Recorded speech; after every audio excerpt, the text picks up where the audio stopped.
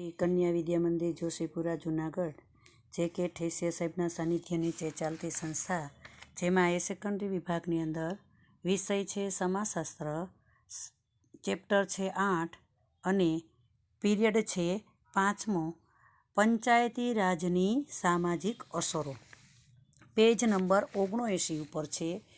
આ પીરિયડ લઈએ એ પહેલાં આપણે જોઈએ કે કોરોના મહામારીના કારણે બે બહેનો વચ્ચેનું અંતર રાખવું, બહાર નીકળીએ ત્યારે માસ્ક પહેરવું અને અવારનવાર હાથ ધોવા.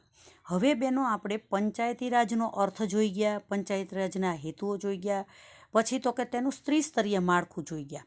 સ્ત્રીસ્તરીય માળખામાં પણ આપણે ગ્રામ્ય સમુદાયના કાર્યો છે એ જોયા, એટલે કે ગ્રામ્ય પંચાયતના કાર્યો જોયા. પછી તો કે તાલુકા પંચાયત એટલે શું અને તાલુકા પંચાયતના કાર્યો જોયા, જિલ્લા પંચાયતના કાર્યો જોયા. અને હવે એના પછીનો પીરિયડ આવે છે પંચાયતી રાજની સામાજિક અસરો. પંચાયતી રાજ એટલે સમાજના માળખામાં પ્રાચીન કાળમાં જે એક વ્યક્તિ દ્વારા સત્તાઓ હતી તેને વિકેન્દ્રીકરણ કરીને અન્ય વ્યક્તિઓના હાથની અંદર બધા જ વ્યક્તિઓએ થોડી થોડી સત્તાઓ લઈ અને જવાબદારી અદા કરવાનું કાર્ય કે પ્રક્રિયા, તેને સામાજિક પંચાયતી રાજ કહેવાય. હવે આવી પંચાયતી રાજની સમાજ ઉપર આવ્યું તો શું અસર થઈ તેના મુદ્દાઓ ઉપર છે એ આપણે જોઈએ. તો એમ કહી શકાય કે પંચાયતી રાજની સ્થાપનાનો હેતુ એટલે એનો હેતુ અર્થ એ હતો કે સત્તાનું લોકશાહી વિકેન્દ્રીકરણ કરવાનો અને ગામડાના સર્વાંગિક વિકાસના પ્રયાસ કરવાનો હતો. એટલે કે ગામડાનો સંપૂર્ણ વિકાસ થાય તેવો પ્રયત્ન હતો. આ હેતુના સંદર્ભમાં જોતા પંચાયતી રાજની ગ્રામીણ સમાજ પરની સામાજિક અસરો મુખ્યત્વે નીચે મુજબ બતાવી શકાય. અને એ આપણે જોવા માટે જોઈએ તો પેજ નંબર 80 ઉપર પહેલું છે કે લોકશાહી મૂલ્યોનો પ્રસાર.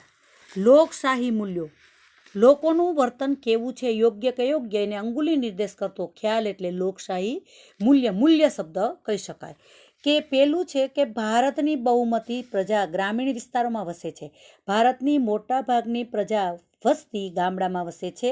પંચાયતી રાજના અમલને કારણે ગ્રામીણ સમાજમાં લોકશાહી મૂલ્યના પ્રસારને વેગ મળ્યો, એટલે કે વધારે ને વધારે એક તક મળી.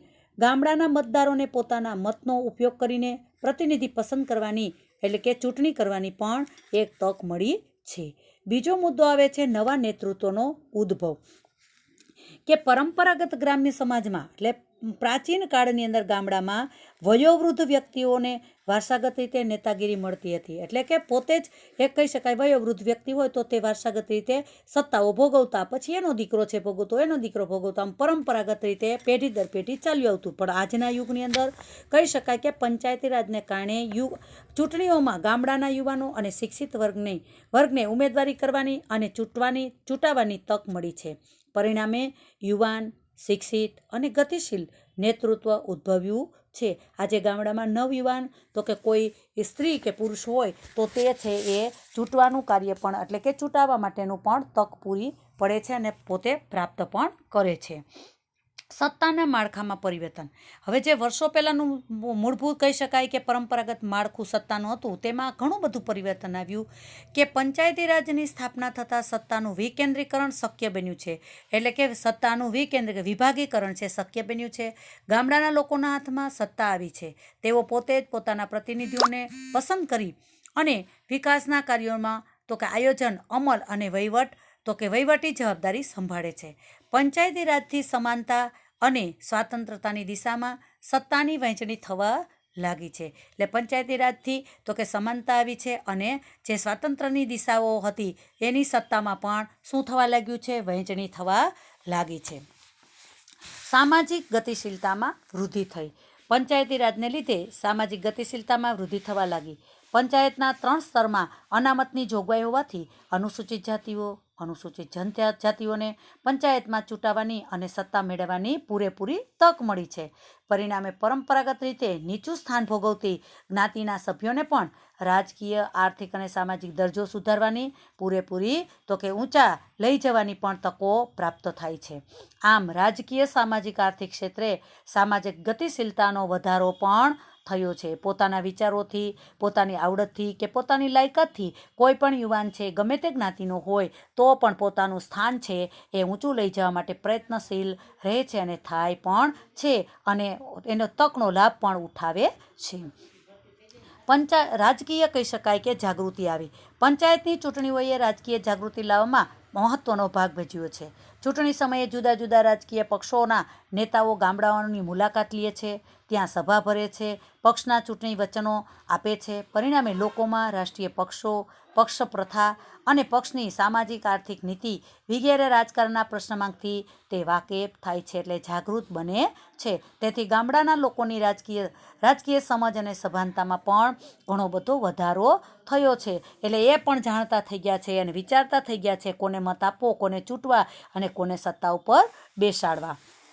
બિન સાંપ્રદાયિકીકરણ તો કે પંચાયતની ચૂંટણીમાં ઉમેદવારે જુદી જુદી જ્ઞાતિઓનો ટેકો મેળવવો પડે છે.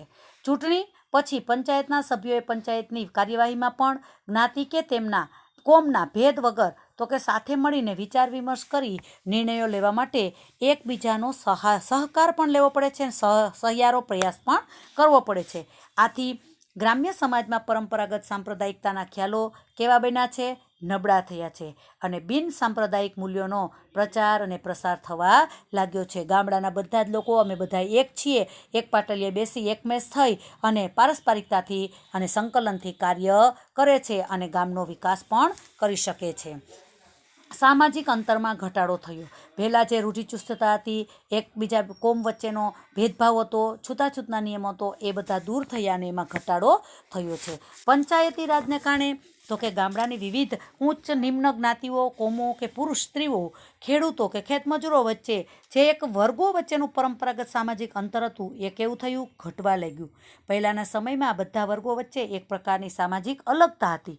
હવે પંચાયતની ચૂંટણીઓમાં, તેની કાર્યવાહીમાં, ગામના સાર્વજનિક વિકાસના કામોમાં દરેક વર્ગના સભ્યોએ પરસ્પર આંતરક્રિયા અને સામાજિક સંપર્ક કરવો ખૂબ જરૂરી બની ગયો છે અને ધીમે ધીમે કરતાં એમની વચ્ચે સામાજિક અંતરમાં પણ તો કે લાંબા ગાળાથી ઘટાડો થવા લાગ્યો છે.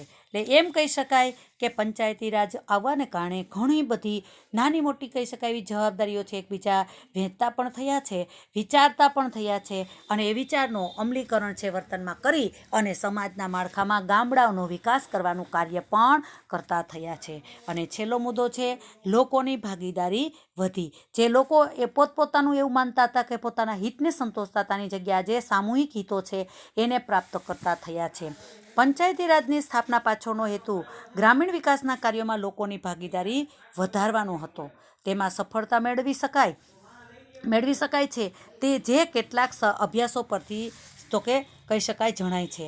હવે ગામડાઓમાં પણ પંચાયતનું મકાન છે, ગોબર ગેસ પ્લાન્ટ છે, વોટર વર્કર્સ છે, જાહેર શૌચાલયો છે, રસ્તા પરની લાઇટો અને વૃક્ષો વગેરેની સગવડતા ઊભી થઈ છે. તે જ રીતે ઘણા ગામડાઓમાં લોકોનો અમુક ફાળો તથા સરકારી મદદ મેળવીને વીજળીકરણ કરવામાં પણ આવ્યું છે. લોકોએ સ્વૈચ્છિક શ્રમ સ્વરૂપે ગામના વિકાસમાં ફાળો આપીને રસ્તા પણ કેટલાય કહી શકાય કે ગામડામાં બનાવેલા આપણને જોવા મળે છે. પંચાયતી રાજની કેટલીક નકારાત્મક સામાજિક અસરો છે એ પણ પડી છે અને 3 મુદ્દામાં છે એ આવતા પીરિયડમાં આપણે જોશું. કેવી કેવી અસરો છે તો પેજ નંબર 80 ઉપર પણ આપેલી જ છે કે જૂથવાદ અને પક્ષાપક્ષી. બીજું તો કે જ્ઞાતિવાદને ઉત્તેજન મળ્યું છે અને આંતરજ્ઞાતીય સંઘર્ષ છે એ ઊભો થયો છે. એ જ સાથે આપણે એની જોડે બીજો મુદ્દો એક જોશું, પંચાયતી રાજ 73ના બંધારણીય સુધારાની વિશેષતાઓ છે એ મુદ્દાને જોઈ અને અહીંયા આપણે પછી ચેપ્ટર છે એ પૂર્ણ કરીશું. આટલા મુદ્દાઓ છે એ આપણે જોવાના છે અને જોશું ત્યારે ખાસ બહેનો નાના નાના હેતુલક્ષી પ્રશ્નો, પછી તો કે 2 માર્ક્સના 1 માર્ક્સના પ્રશ્નો અને MCQ ખાસ તૈયાર કરવાના છે અને દરેક બહેનોએ મે મહિનાની અંદર બોર્ડની પરીક્ષા આવે છે તેમાં તૈયારીઓ ખાસ પોતાની રીતે કરવાની છે. અસ્તુ.